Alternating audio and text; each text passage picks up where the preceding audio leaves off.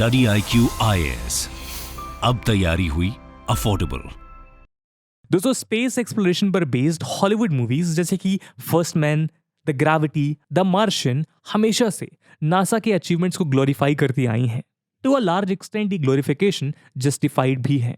NASA Jupiter और Saturn जैसे undiscovered planets को स्टडी करने के लिए सैटेलाइट्स भेजने वाली दुनिया की पहली स्पेस एजेंसी है। इसके अलावा नासा ह्यूमन सिविलाइजेशन को सोलर सिस्टम के बियॉन्ड के वर्ल्ड को दिखाने वाली दुनिया की फर्स्ट स्पेस एजेंसीज में से एक है। लेकिन दोस्तों, यहां ध्यान देने वाली बात यह है कि नासा ये सब कुछ अचीव करने वाली वर्ल्ड की अकेली स्पेस एजेंसी नहीं है। ऐसे माइलस्टोन्स अचीव करने वाले और भी स्पेस एजेंसीज हैं, जिनमें से एक इंडिया का इसरो यानी कि इंडियन स्पेस रिसर्च ऑर्गेनाइजेशन भी है। इसरो की स्थापना 15 अगस्त 1969 को इंडिपेंडेंस के महज 22 साल के बाद डॉक्टर विक्रम साराभाई द्वारा की गई थी। इंडिपेंडेंस के वक्त स्पेस साइंस के फील्ड में इंडिया बाकी डेवलप्ड कंट्रीज के कंपैरिजन में बहुत ही पीछे था। इंडिया के पास रिसोर्सेज, साइंटिस्ट और फंडिंग की कमी थी। आपको जानकर हैरानी होगी कि इंडिया द्वारा लॉन्च किए गए फर्स्ट रॉकेट के पार्ट्स को बाइसिकल पे कैरी किया गया था। और सिर्फ यही नहीं, इसरो द्वारा डिजाइंड पहली कम्युनिकेशन सैटेलाइट एप्पल को बुलक कार्ट पर कैरी किया गया था।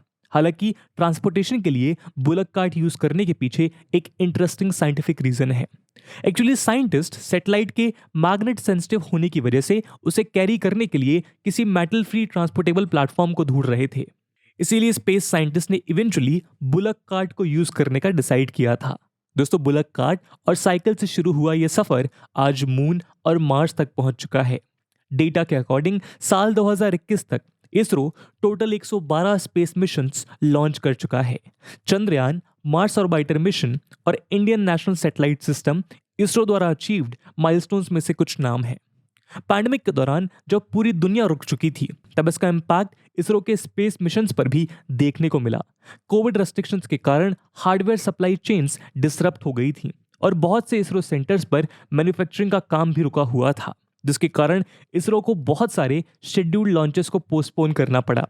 लेकिन पैंडेमिक सिचुएशन के नॉर्मल होते ही इसरो ने ईयर 2025 तक 5 ऐसे स्पेस मिशंस को लॉन्च करने का अनाउंसमेंट किया जो आने वाले समय में स्पेस एक्सप्लोरेशन को रिवॉल्यूशनराइज करने वाले हैं।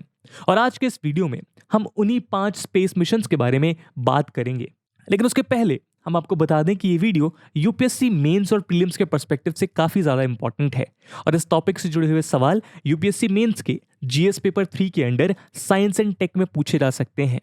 इसके बारे में हम वीडियो के अंत में और भी बात करेंगे, पर फिलहाल के लिए अपने डिस्कशन को हम आगे बढ़ाते हैं। दोस्तों, स्टडी IQ आप सबके लिए लेके आया है एक बहुत ही खास कोर्स।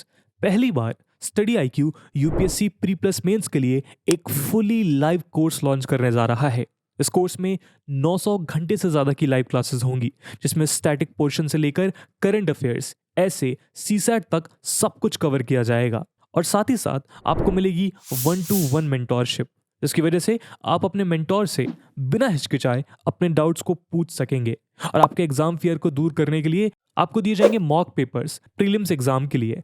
और साथ ही साथ मेंस की तैयारी को पुरजोर करने के लिए आपसे इस कोर्स में आंसर राइटिंग की प्रैक्टिस भी करवाई जाएगी। और दोस्तों, ये सब कुछ आपको मिलेगा 18,999 के डिस्काउंटेड प्राइस पे अगर आप AG live coupon code use करते हैं। दोस्तों, इन बैचेस में क्लासेस की शुरुआत 14 सितंबर इवनिंग 6 PM से होंगी, जिसकी डिटेल्स आपको पिन्ड कमेंट में मिल जाएगी। तो स्टडी IQ के साथ अब आप भी कहिए कि तैयारी हुई अफोर्डेबल। दोस्तों, इसरो ब्रॉडली 2 टाइप्स के स्पेस मिशंस को लॉन्च करता है। पहला, नेशनल मिशंस, जो इंडिया के अपने स्ट्रेटेजिक नीड्स को फुलफिल करने के लिए लॉन्च किए जाते हैं। दूसरे, कमर्शियल मिशंस, जिसमें इसरो बेसिकली प्राइवेट कंपनीज और फॉरेन कंपनीज को उनकी सैटेलाइट्स लॉन्च करने के लिए एक प्लेटफॉर्म प्रोवाइड कराता है। दोस्तों, नेशनल मिशंस सिर्फ नेविगेशन, टेलीकम्युनिकेशन और स्ट्रेटेजिक पर्पस से नहीं लॉन्च किए जाते, बल्कि स्पेस एक्सप्लोरेशन और इंटरप्लेनेटरी स्टडीज के लिए भी लॉन्च किए जाते हैं, जो कि पूरी ग्लोबल साइंटिफिक कम्युनिटी के लिए यूजफुल होता है। इसरो के 5 अपकमिंग मिशंस में शामिल हैं Aditya 11, Chandrayaan 3, XPoSat, space docking experiment और गगनयान। आइए एक एक कर हम इन स्पेस मिशंस को डिटेल में एनालाइज करते हैं।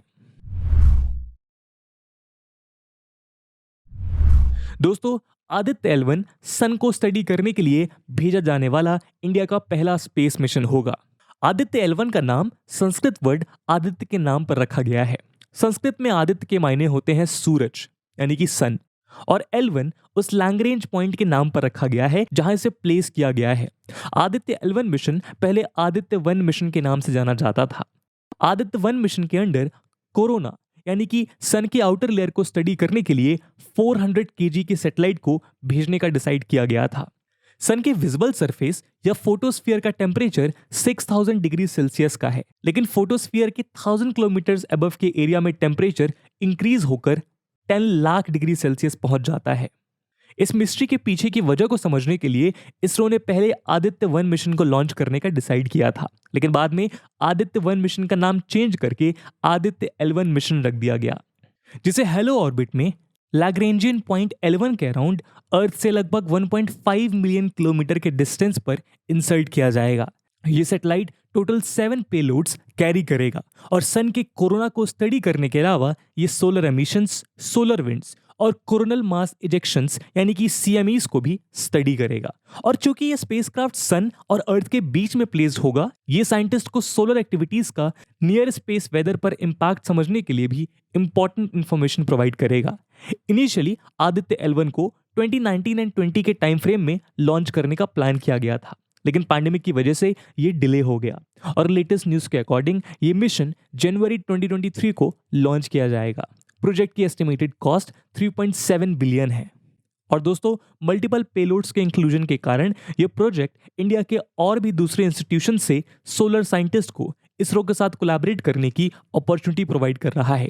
उदाहरण के तौर पर सूट पेलोड यानी कि सोलर अल्ट्रावायलेट इमेजिंग टेलीस्कोप। इस पेलोड को पुणे में located inter university centre for astronomy and astrophysics और इसरो के कोलैबोरेशन में डेवलप किया जा रहा है। सिमिलरली VELC पेलोड बैंगलोर में located Indian institute of astrophysics और इसरो के कोलैबोरेशन में डिजाइन किया जा रहा है। इस मिशन की नॉमिनल ड्यूरेशन 5 इयर्स है और सैटेलाइट लॉन्च के 109 डेज के बाद हेलो ऑर्बिट में लैग्रेंज पॉइंट 1 के अराउंड इंसर्ट हो जाने की उम्मीद की जा रही है। यदि आदित्य L1 मिशन सक्सेसफुल हो जाता है तो ये सन के स्ट्रक्चर और डायनामिकल प्रोसेस को समझने में हेल्प करेगा और सोलर फिजिक्स के बहुत से अनसॉल्व्ड मिस्ट्रीज को भी ये सॉल्व करेगा। चंद्रयान 3। दोस्तों, चंद्रयान 3 चंद्रयान 2 का फॉलोअप मिशन है। जुलाई 2019 में लॉन्च किया गया चंद्रयान 2 चंद्रयान 1 के बाद इसरो द्वारा developed second lunar exploration mission था। चंद्रयान 2 एक हाईली एम्बिशियस मिशन था जिसका पर्पस मून के लूनर साउथ पोल पर प्रज्ञान रोवर को लैंड कराना था। इस मिशन का गोल मून के सिर्फ एक एरिया को स्टडी करना नहीं था, बल्कि मून के सारे एरियाज इंक्लूडिंग एग्जॉस्फियर सरफेस और सब सरफेस को एक ही मिशन में स्टडी करना था। हालांकि कुछ लास्ट मिनट सॉफ्टवेयर ग्लिचेस के कारण लैंडर कंट्रोल लैंडिंग के बावजूद क्रैश कर गया, जिसकी वजह से चंद्रयान 2 मिशन फेल हो गया। चंद्रयान 2 के फेलियर ने इस मिशन में इन्वॉल्व साइंटिस्ट और स्पेस एंथुसियस्ट को डिसअपॉइंट कर दिया था, लेकिन इस मेजर सेटबैक के बावजूद इसरो ने एक बार फिर से लूनर एक्सप्लोरेशन मिशन को लॉन्च करने की ठान ली थी और इस तीसरे लूनर एक्सप्लोरेशन मिशन का नाम है Chandrayaan 3। Science and technology minister doctor Jitendra Singh ने एक क्वेरी के रिटन रिप्लाई में कहा था कि मिशन चंद्रयान 2 के फेलियर से लर्निंग्स और नेशनल एक्सपर्ट्स के सजेशन के बेसिस पर चंद्रयान 3 को इम्प्रोवाइजेशंस के साथ तैयार किया जा रहा है। चंद्रयान 2 मिशन में लैंडर, रोवर और ऑर्बिटर तीनों एक साथ मौजूद थे, लेकिन चंद्रयान 3 मिशन में सिर्फ लैंडर और रोवर भेजे जाएंगे।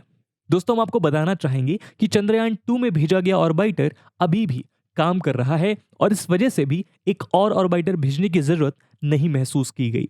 इसके अलावा इस टाइम लैंडिंग के चांस को इंक्रीज करने के लिए इसरो ने लैंडर में कुछ सॉफ्टवेयर इंप्रूवमेंट्स किए हैं और न्यू सेंसर्स और better power and communication systems इस्तेमाल किए जा रहे हैं। चंद्रयान 3 को इनिशियली अगस्त 2022 में लॉन्च किए जाने का प्लान किया गया था, लेकिन पैंडेमिक के कारण अब लॉन्च 2023 की स्टार्टिंग मंथ्स में रीशेड्यूल कर दिया गया है। इसरो के चेयरमैन डॉक्टर के सिवन ने एक प्रेस कॉन्फ्रेंस के दौरान बताया कि इस मिशन के लिए इसरो का टोटल 615 करोड़ रुपीस का बजट है। दोस्तों, चंद्रयान 3 मिशन भी चंद्रयान 2 की ही जैसे मून के साउथ पोल पर भेजा जाएगा। साइंटिस्ट के अकॉर्डिंग मून का साउथ पोल रीजन मिस्ट्रीज से भरा हुआ है, क्योंकि लूनर नॉर्थ पोल के कंपैरिजन में लूनर साउथ पोल एरिया के ज्यादा पार्ट्स शैडो में रहते हैं। इसलिए साइंटिस्ट वहां के परमानेंटली शैडोड एरियाज में वाटर प्रेजेंट होने की पॉसिबिलिटी बताते हैं। और उसके अलावा साउथ पोल रीजन में क्रेटर्स मौजूद हैं जो कि अर्ली सोलर सिस्टम का फॉसिल रिकॉर्ड कंटेन करते हैं। यदि ये मिशन सक्सेसफुल हो जाता है तो ये सारे अनसॉल्व्ड मिस्ट्रीज सॉल्व हो जाएंगे और इंडिया लूनर साउथ पोल पर लैंड करने वाला पूरे वर्ल्ड का पहला देश होगा। दोस्तों, last year science and technology minister doctor Jitendra Singh ने पार्लियामेंट में यह अनाउंस किया था कि 2030 तक इंडिया के पास अपना स्पेस स्टेशन होगा। इसरो के चेयरमैन डॉक्टर के सिवान के अकॉर्डिंग इंडिया का space station international space station के मुकाबले काफी छोटा होगा और यह सिर्फ माइक्रो ग्रेविटी एक्सपेरिमेंट्स कंडक्ट करने के लिए यूज किया जाएगा। इसरो प्लान के अकॉर्डिंग इनिशियली स्पेस स्टेशन में एस्ट्रोनॉट्स 15 to 20 डेज तक स्टे करेंगे। डॉक्टर सिवान कहते हैं कि यह project basically first human flight programme Gaganyaan mission का एक्सटेंशन है। गगनयान मिशन इसरो के अपकमिंग मिशन में से सबसे एम्बिशियस मिशन है। हम वीडियो के अगले सेक्शन में इस मिशन के बारे में डिटेल में बात करेंगे। दोस्तों, इंडिया के अपने स्पेस स्टेशन को सेटअप करने के मिशन को पूरा करने के लिए इसरो आने वाले साल में स्पेस डॉकिंग एक्सपेरिमेंट करने वाला है, जो कि स्पेस स्टेशन को फंक्शनल बनाने के लिए क्रूशल है। डॉकिंग का मतलब होता है स्पेस में दो फ्लाइंग ऑब्जेक्ट्स को फिजिकली कनेक्ट करना। ये ह्यूमंस को एक स्पेसक्राफ्ट से दूसरे में ट्रांसफर करने के लिए नेसेसरी होता है। इसके अलावा डॉकिंग दो स्ट्रक्चर्स को ज्वाइन करके उन्हें एक ही लार्ज यूनिट में कन्वर्ट करने के लिए भी यूज किया जाता है। स्पैंडेक्स के अंडर नेक्स्ट ईयर यानी कि 2023 में दो एक्सपेरिमेंटल मॉड्यूल्स को स्पेस में भेजा जाएगा और वहां उन्हें ऑनबोर्ड कैमरास के गाइडेंस और अर्थ स्टेशन के कांस्टेंट मॉनिटरिंग की हेल्प से एक दूसरे के साथ डॉक करवाया जाएगा। इस तरीके से डॉकिंग के थ्रू स्पेस में इनॉर्मस स्ट्रक्चर्स बिल्ड किए जा सकते हैं। डॉक्टर सिवान बताते हैं कि डॉकिंग एक्सपेरिमेंट और गगनयान दोनों के सक्सेसफुल होने के बाद ही इंडिया का खुद का स्पेस स्टेशन बनाने का गोल पूरा किया जा सकता है। यदि इंडिया इसमें सक्सेसफुल हो जाता है तो यूएस, रशिया और चाइना के बाद पूरे वर्ल्ड में इंडिया स्पेस स्टेशन ओन करने वाला 4th कंट्री होगा। दोस्तों, गगनयान इंडिया का first human space flight programme है। गगनयान मिशन का नाम संस्कृत वर्ड गगनयान से डिराइव्ड है, जिसका मतलब होता है स्काई क्राफ्ट या फिर कहें स्पेस क्राफ्ट। इस स्पेस क्राफ्ट को 3 ह्यूमंस को कैरी करने के लिए डिजाइन किया जा रहा है। दोस्तों, इसरो ने इंडियन स्पेस प्रोग्राम के लिए स्पेस में ट्रैवल करने वाले इंडियंस को डिस्क्राइब करने के लिए एक स्पेशल टर्म कॉइन किया है। इंडियन स्पेस प्रोग्राम के लिए स्पेस में ट्रैवल करने वाले इंडियंस को व्योमनॉट कहा जाएगा। व्योम एक संस्कृत वर्ड है जिसका मतलब होता है स्काई या हेवन। इसरो के अकॉर्डिंग गगनयान मिशन ह्यूमंस को लो अर्थ ऑर्बिट में भेजने की इंडिजिनस कैपेबिलिटी डिमॉन्स्ट्रेट करने के लिए इंपॉर्टेंट है। यदि यह मिशन सक्सेसफुल हो जाता है तो India, United states, Soviet union और चाइना के बाद ह्यूमन को स्पेस में भेजने वाला 4th कंट्री होगा। यह प्रोजेक्ट टोटल 3 स्टेजेस में कंप्लीट किया जाएगा। पहले 2 ट्रायल्स अनमैन्ड होंगे।